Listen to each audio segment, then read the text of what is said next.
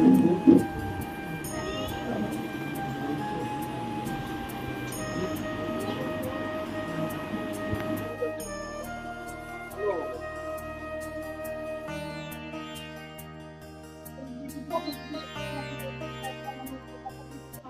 বলবো যে সবাই প্লিজ ওর পাশে থাকুন।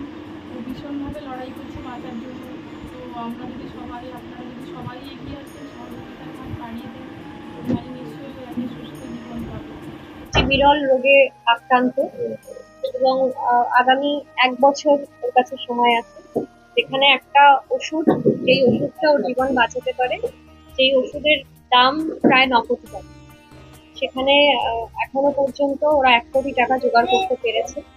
এবং আমরা এই সোনারপুর দক্ষিণ বিধানসভার পক্ষ থেকে আমরা যতটা পারলাম সব কাউন্সিলররা মিলে আমরা একটা অর্থ আজকে দিদিকার মায়ের হাতে তুলে দিতে এসেছি, একটি চেক।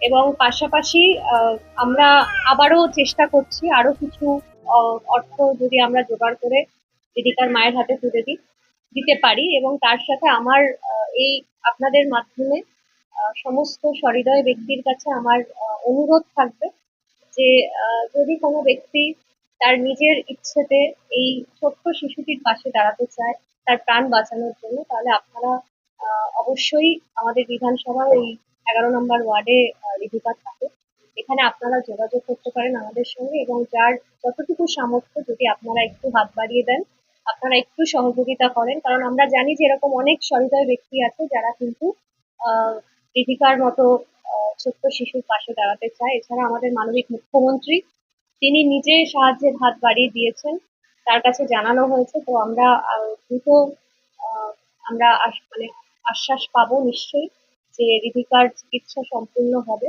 এবং তার পাশাপাশি যেহেতু 9 কোটি টাকা ছাড়াও আরো অনেক ট্রিটমেন্টের দরকার, যেগুলো অলরেডি ও প্রায় 1 বছর ধরে একটা ট্রিটমেন্টের মধ্যে রয়েছে, তো সেটা একটা বিশাল অঙ্কের অর্থের দরকার। তো এরকম কোনো মানুষ যদি চায় ওকে সাহায্য করতে, তারা প্লিজ, আমার অনুরোধ থাকবে আপনারা আপনাদের সামর্থ্য মতো যা ইচ্ছে যা খুশি যতটুকু সামর্থ্য আপনারা প্লিজ সহযোগিতা করুন, যাতে আমাদের এই ছোট্ট শিশুটি, ফুলের মতো শিশু রিধিকা ওর মায়ের কোলে সুস্থ হয়ে ফিরে আসতে পারে। সোশ্যাল মিডিয়ার মাধ্যমে তো জানেনই জীবিকার ব্যাপারটা। তো আমরা ইম্প্যাক্ট গুরু নামক একটা অনলাইন এনজিওর মাধ্যমে ক্রাউড ফান্ডিংটা করছি। আপনারা গুগলে গিয়ে সার্চ করলেও দীপিকা দাস ইম্প্যাক্ট গুরু সার্চ করলে আপনারা ওর লিঙ্ক, ওর স্ক্যানার সমস্ত কিছুই পেয়ে যাবে। এছাড়া মানে ফোন নাম্বারটাকে যদি মানে 8777 062393, এই নম্বরে যদি যোগাযোগ করেন তাহলে ও সমস্ত ডিটেলস সমস্ত কিছু জানতে পারবেন। ও সকাল 8777 062393, তো এই নাম্বারে যোগাযোগ করলে, এটা আমারই নাম্বার। তো সবাইকে অনুরোধ করব যে সবাই প্লিজ ওর পাশে দাঁড়ান। তো ওর এই 1 বছর হয়ে গেছে, ওকে দেখলে বুঝতেই পারছেন ওর ঘাটটাও এখনো শক্ত হয়নি। তো মানে এখন তো ওর উঠে দাঁড়ানোর কথা, বসার কথা, সেগুলো কিছুই করতে পারে না। তো গত 1 মাস ও হসপিটালে ছিল, আইসিইউতে। ও বাঁচার জন্য ভীষণভাবে লড়াই করছে। তো সবার কাছে হাত জোড় করে অনুরোধ করবো, সবাই প্লিজ ওর পাশে থাকুন, ও যাতে সুস্থ আর 5টা বাচ্চার মতো এই পৃথিবীর বুকে থাকতে পারে। তো আপনারা যার যতটুকু সাধ্য ততটুকু দিয়েই ওর পাশে থাকুন, ওকে আশীর্বাদ করুন।